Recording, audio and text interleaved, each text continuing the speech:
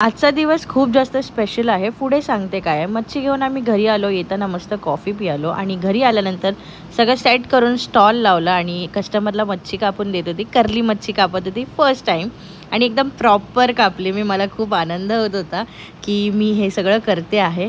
मच्छी सेल करून घरी आलो आणि मी कोलंबीचे मोमोज बनवत होते, जे मी पहिला बनवले. आज आहे शुभमचा बड्डे, तो पण 25वा बड्डे. सो त्याला प्रॉन्स मोमोज खायचे होते, तर मी त्याच्या इच्छा सगळ्या आज पूर्ण करणार होती. सो जेवलो आम्ही आणि मस्त आराम केला.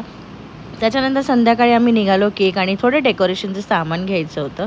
सो डेकोरेशन पप्पा करत होते आणि सगळेच आलेले. मामाची मम्मी पण आलेली.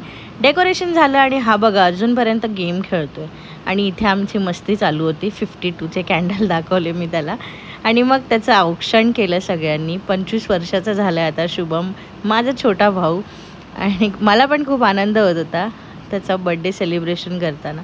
माझा छोटा भाऊ खूप मोठा झालेला आहे आणि छानपैकी रिस्पॉन्सिबल पण झालेला आहे. सो माझे सगळ्या आशीर्वाद त्याच्यासोबत आहेत आणि मीही त्याच्यासोबत आहे. So happy birthday Shubham. Happy birthday to you.